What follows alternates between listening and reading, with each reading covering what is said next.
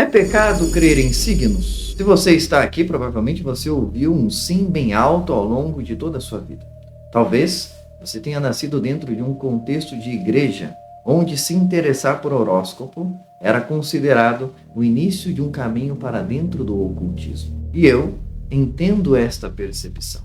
Mas, se eu te dissesse que esta proibição radical, que nasceu com o objetivo de proteger pessoas, talvez tenha escondido de você segredos que Deus deixou revelado nos céus, a fim de libertar a sua vida.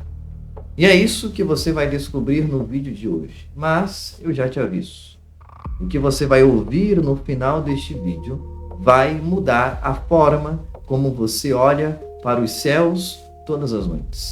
Então, fique comigo até o final dessa aula repleta de revelações do início ao fim, sem perder um único minuto desse vídeo. Primeiro, vamos começar entendendo o porquê de toda esta confusão criada em torno do assunto signos. A tradição cristã majoritária considera o estudo das constelações como um pecado e ponto final. E sabe qual é a base que muitos pastores, líderes espirituais utilizam para tal afirmação? A Bíblia. Eles dizem: pecado é transgredir a lei de Deus. E eles estão absolutamente corretos nesta afirmação.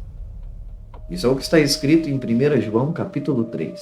Pecado é a transgressão da lei. Agora, se pecado é transgredir a lei de Deus, nós precisamos aplicar esse filtro sobre toda a Escritura, sobre toda a Bíblia. Pecado sai de uma condição subjetiva e entra para uma análise lógica e concreta na Bíblia. E não apenas depositamos um olhar sobre parte das Escrituras quando é conveniente a defesa de algum ponto de vista. Mas isso é um assunto para outro dia. Vamos focar nos astros. Será que os astros em si são uma forma de transgressão da lei? Quais são as leis em torno da observação dos astros? E na lei de Deus, que o povo judeu chama de Torá, existem orientações claras. E o que nós vamos fazer aqui é mostrar que existe um caminho chamado kasher, um caminho correto, um caminho puro, um caminho íntegro, um caminho de obediência dentro do estudo dos céus, ou seja, não é categoricamente pecado a observação celestial. Vamos encontrar isto embasado na Bíblia e não na minha ou em sequer outra opinião que possa haver sobre o assunto. Muitas pessoas condenam este estudo dizendo: Deus é soberano, Ele controla todas as coisas, Ele criou as estrelas, e isso é de fato a mais pura verdade. O Eterno, o Criador, é soberano sobre toda a realidade que nós vivemos. Mas as pessoas não entendem como essa verdade pode andar justamente de mãos dadas com o estudo das Mazalot.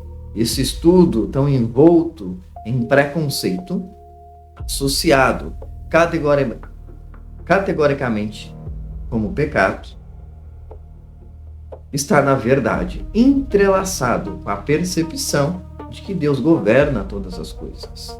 E este é o grande segredo através do qual nós vamos iniciar a nossa compreensão.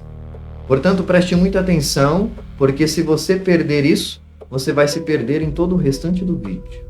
As constelações, os astros, não possuem poder em si mesmos. Esta é a primeira grande afirmação. Estudar os astros, ou sequer as influências que os mesmos sugerem, não é necessariamente o reconhecimento de que eles possuem algum tipo de soberania espiritual sobre a nossa realidade.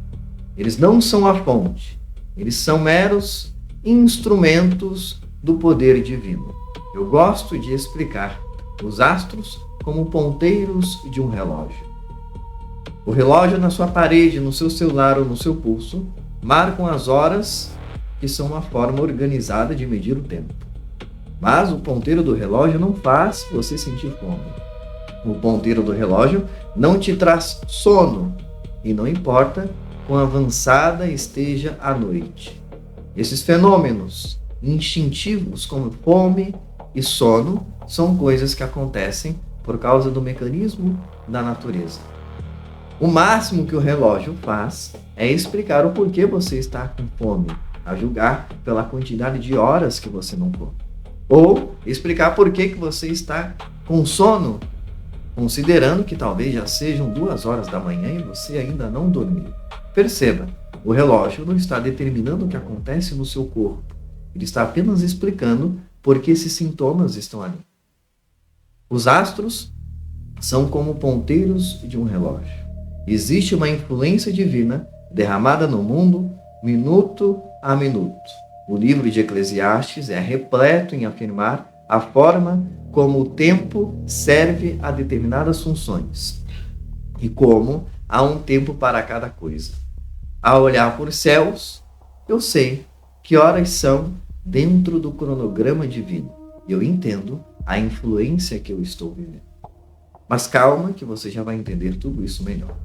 Pense numa mangueira de jardim. A água que lava a sujeira não é a mangueira em si. A mangueira é um mero canal para conduzir esta água, que é a verdadeira operação naquela atividade que está sendo realizada. Na analogia que estamos fazendo, a água é como o Criador. A água é Hashem, a água é Deus.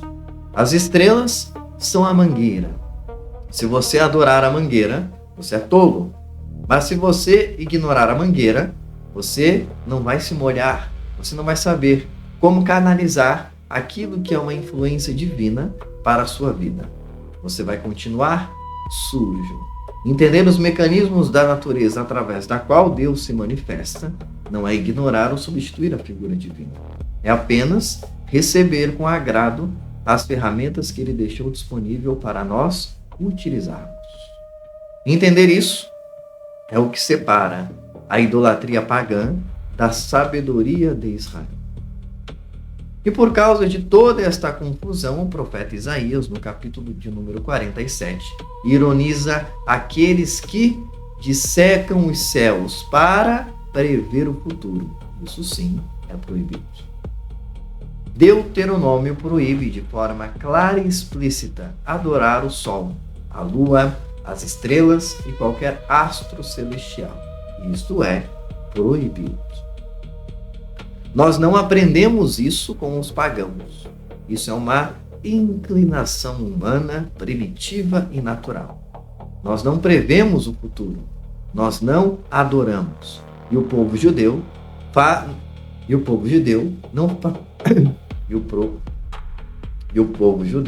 não pratica nenhuma dessas coisas através do seu estudo dos astros. Não é sobre prever o futuro, não é sobre adivinhar coisa alguma e nem sequer sobre adorar as constelações. Mas então, se não é para prever o futuro, se não é para adorar, para que servem as estrelas? Eu vou te mostrar agora então na prática. Esqueça a teoria, aquilo que você acha que sabe a respeito deste assunto. Vamos olhar para o calendário de Deus, o calendário bíblico. Se você observar as escrituras, você vai perceber festas fixas posicionadas no calendário.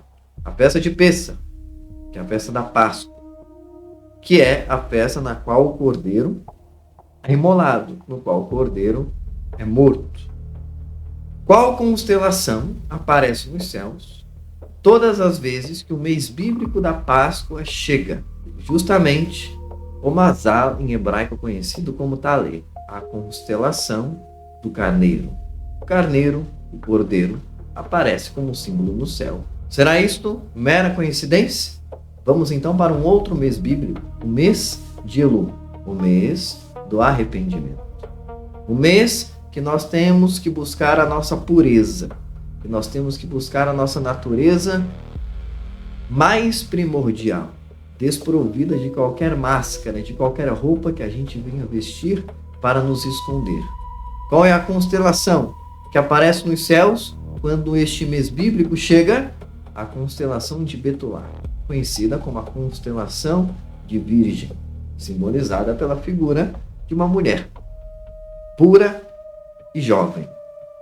A Virgem representando a pureza que nós devemos buscar neste mês, através da festividade que antecede o próprio dia do perdão e do julgamento. Por falar nele, o dia do perdão e do julgamento, que é o dia do Yom Kippur, acontece no mês bíblico de Tishrei, o 7º mês a contar da saída do Egito. E o mês de Tishrei, quando chega para nós, qual é a constelação que brilha nos céus? A constelação de Mosnai, palavra hebraica para balança. É a constelação de Libra, justamente no mês do julgamento. A balança aparece em cima das nossas cabeças. 3 coincidências, ou seremos obrigados a admitir que existe uma relação entre os sinais nas estrelas e a forma como Deus derrama suas influências espirituais no mundo físico. E para reforçar, agora, na ocasião da gravação desse vídeo, nós estamos nos aproximando do mês de Sivan. O mês de Sivan é o mês que o povo judeu comemora a outorga da Torá, a entrega dos mandamentos, que foram trazidos a nós através das Shnei Luchot, das 2 tábuas da lei, que eram iguais uma à outra e que possuíam cada uma delas a menção de 5 dos mandamentos. Qual é a constelação que aparece sobre as nossas cabeças quando o mês de Sivan, que fala das 2 tábuas, chega para nós? A constelação de Teomim, a constelação de Gêmeos, fazendo uma referência clara às tábuas gêmeas da lei, que fala sobre a dualidade da vontade divina entre as permissões e as proibições, entre as ordenações e as proibições liberadas e reveladas por Deus para nós. Tudo isso já estava registrado no Código Básico da Criação.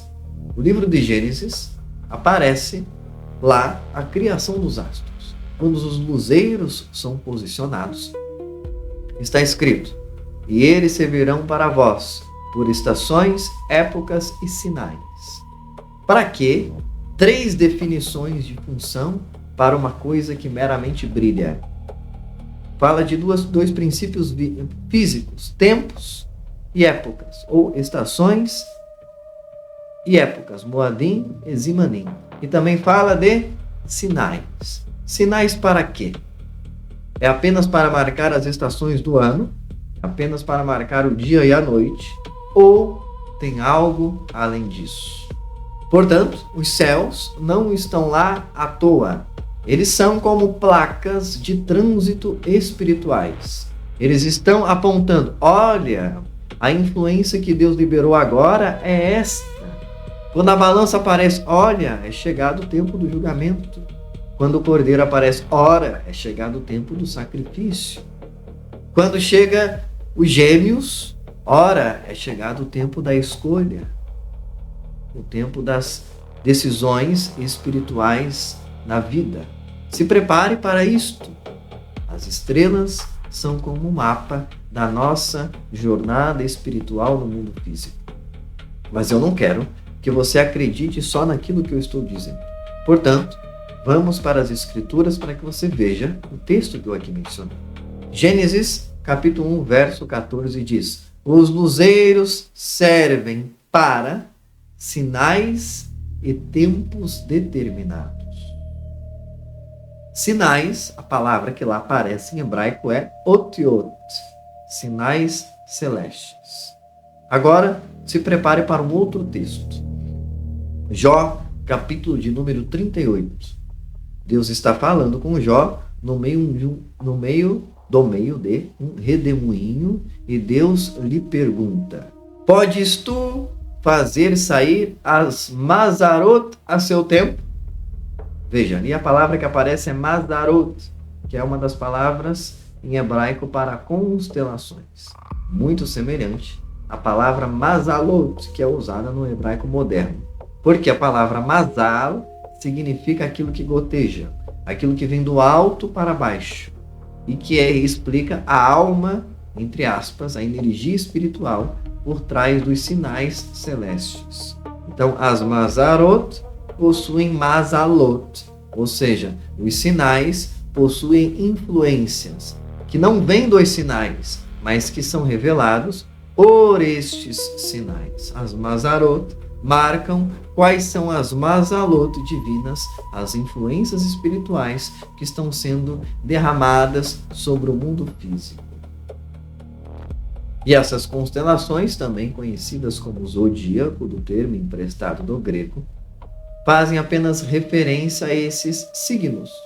E antes que você tenha algum problema com a palavra signo, ela representa simplesmente sinal. Signal, que é a palavra que vem do latim, significa simplesmente sinal, desenho, nesse caso, celestial, que é o equivalente à palavra hebraica oteot, mencionada lá em Gênesis, conforme nós lemos anteriormente. É como se Deus estivesse perguntando no texto de Jó, capítulo 38, se ele pode mover as constelações daquilo que foi determinado para elas. E é claro que não. Só Deus pode. Mas a pergunta continua. Pode estar as cadeias das Pleiades? O texto prossegue. Ou soltar os laços de Órion? Conheces tu as ordenanças dos céus? Podes estabelecer a influência deles sobre a terra? Hashem faz uma série de perguntas de nível astronômico para Jó. Não meramente astronômico, porque ele também cita influências espirituais. Ele está questionando Jó na soberania de controle que o ser humano acredita possuir sobre a vida. Estabelecer a influência, conforme o texto menciona, deles sobre a terra. A Bíblia está afirmando que essa influência existe. Quando Deus pergunta para Jó, podes tu estabelecer a influência deles? A Bíblia está alegando que esta influência existe, ela é real, mas ela está nas mãos de Deus, não nas mãos do astrólogo, não das mãos do conhecedor dos sinais celestiais, não na revista de horóscopo, nas mãos de Deus. E este é o nível de profundidade que você só encontra aqui nesta camada de compreensão. Enquanto o mundo te dá uma compreensão vazia ou misticismo barato, nós, através desse vídeo, queremos te dar sabedoria revelada ao povo de Israel há mais de 3.500 anos, registrada nas Escrituras. Se você quer continuar essa jornada, se inscreva agora no nosso canal, curta esse vídeo, compartilhe ele com o maior número de pessoas possível e ative o sininho para que você possa ter acesso a mais vídeos como esse, sobre as influências espirituais e as constelações, porque o que vem depois disso é ainda mais profundo. Então agora, eu preciso te ensinar o princípio mais importante deste vídeo. Se você só puder levar uma coisa daqui, de tudo que está sendo dito, leve isto que eu direi a seguir. Existe um ditado no judaísmo que nós falamos muito. Esse ditado está expresso no Talmud e ele diz assim: Em Mazal le Israel. Para Israel não há Mazal. Ou numa tradução melhor, não há Mazal sobre Israel. Isso não significa que as estrelas ou as influências não existem. Significa apenas que Israel, o povo judeu, está acima delas. E como sabemos isso? Através do famoso personagem Abraão. Lembre-se da história dele. Quando Deus chama Abraão, ele conduz Abraão para olhar as estrelas. Só que a palavra que aparece lá no texto, quando Deus chama Abraão para olhar as estrelas, é Habet. E essa palavra indica uma posição de quem olha. Significa olhar de cima para baixo. O texto está dizendo que Abraão foi levado acima das estrelas, para vê-las de cima para baixo. Deus elevou Abraão acima dos céus, para ele olhar as constelações como quem olha um mapa na mesa, e não como quem olha para um mestre. Ele foi levado a olhar as estrelas como ferramentas, e não como guias espirituais. Não como determinadoras de destinos, mas como ferramentas para construir o próprio legado espiritual.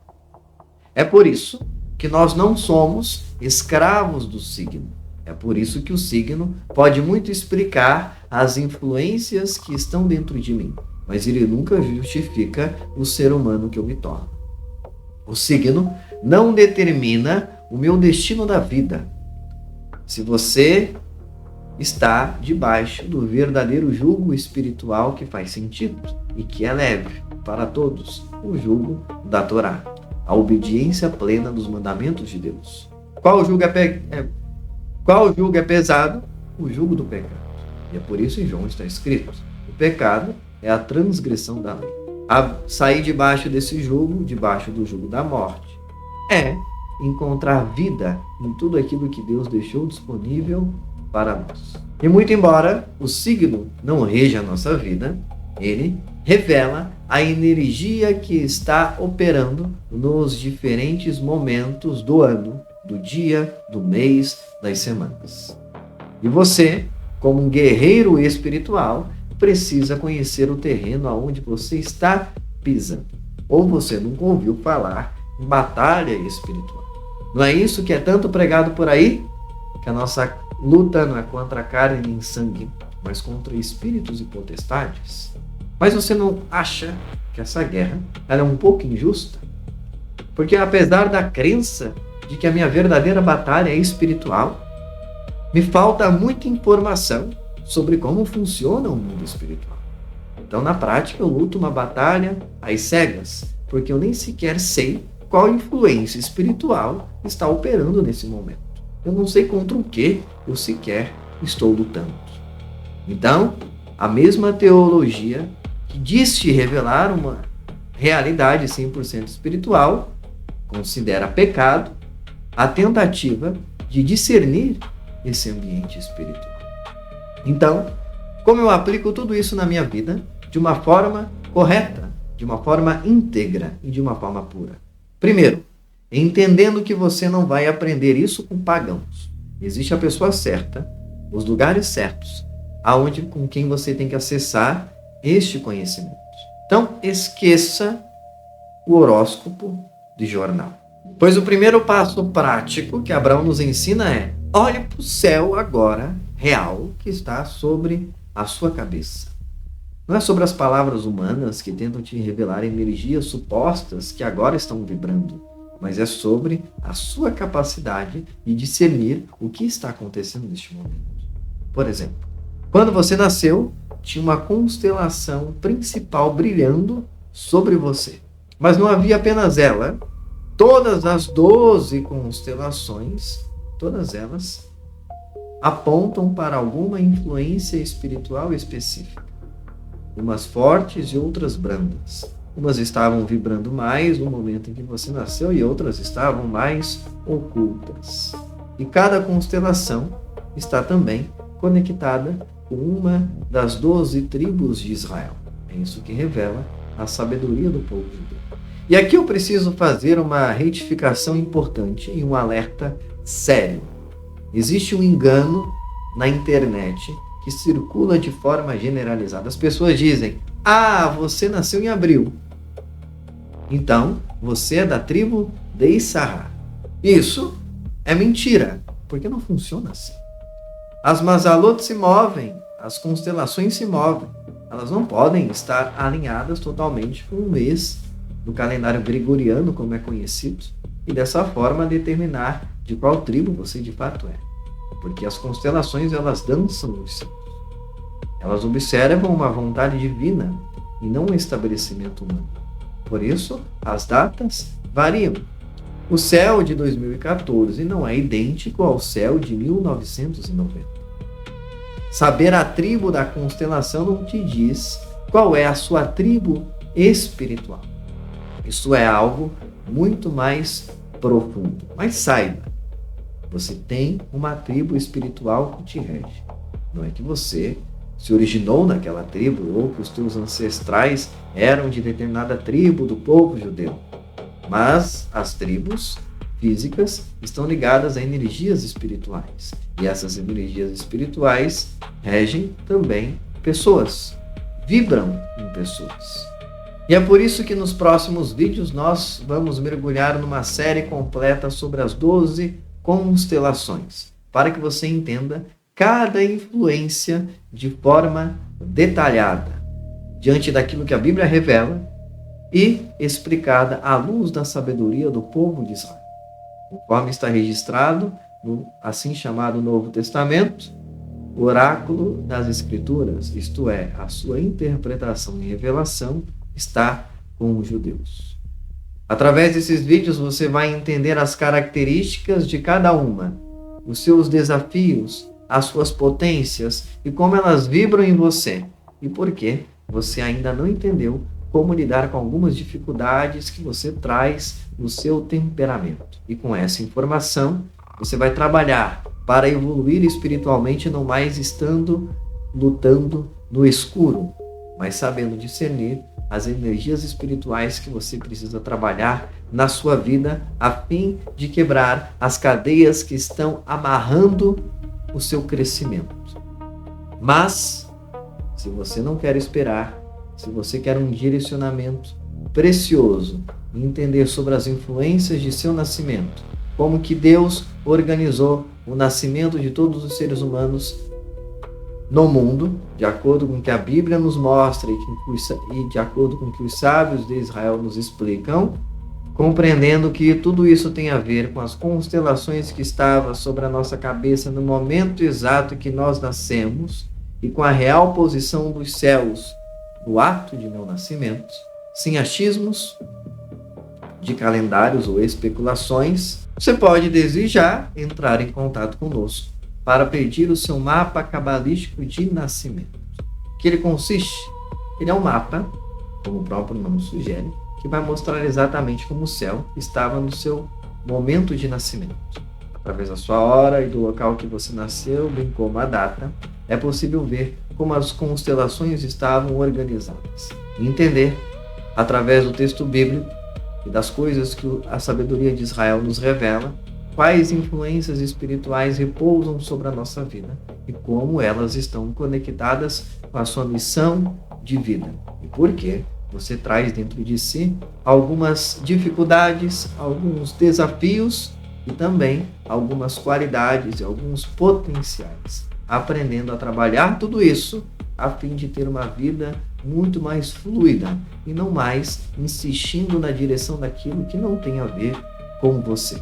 Deus preparou um cronograma divino para a sua vida. Ele desenhou uma missão de forma perfeita e te construiu de uma forma perfeita para colocar essa missão em prática. E se você sente que você está desajustado da sua missão, é porque você não conseguiu ainda olhar para aquilo através do qual que você é verdadeiramente feito. Você ainda não entendeu o seu papel nesse mundo, porque você não conseguiu olhar para os ingredientes espirituais que Deus derramou dentro da sua personalidade. Então você recebeu um planejamento divino feito por Ele e de forma acessível para ser descoberta por você.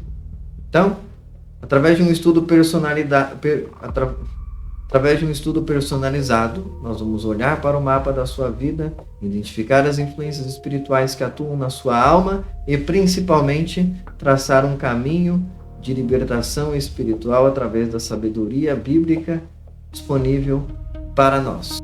E através desse mapa você não vai apenas perceber como a constelação principal que estava nos céus no momento de seu nascimento influencia a sua vida, mas também como todas as 12 constelações à sua maneira influenciam diferentes aspectos da sua vida e da sua realidade, usando tudo isso a serviço de um autoconhecimento, de uma autocompreensão espiritual. Portanto, caso você tenha interesse nessa jornada, desde já tem um link disponível aqui na descrição do vídeo para você solicitar o seu mapa da alma. e ter acesso a esse conhecimento a respeito de você mesmo. Um direito que todos nós temos e precisamos assumir. Mas, se você acha que ainda não é o seu momento de solicitar esse mapa cabalístico e deseja, ainda assim, conhecer mais a respeito das constelações e ouvir mais sobre esse assunto, deixe seu comentário aqui embaixo sobre quais coisas você gostaria de conhecer a respeito das constelações. E nós estaremos engajados, através dessas aulas, de fornecer acesso a este conhecimento de forma gratuita. Estaremos, vídeo a vídeo, falando de cada uma das 12 constelações, a sua relação com as 12 tribos, todos os seus detalhamentos espirituais e as influências que nos regem através dos meses bíblicos e através das respectivas constelações. Então, comente aqui embaixo de que forma você gostaria de alcançar mais conhecimento nesta área da vida e seguiremos juntos daqui em diante. Que o Eterno abençoe a sua vida. Shalom, Verehitraot.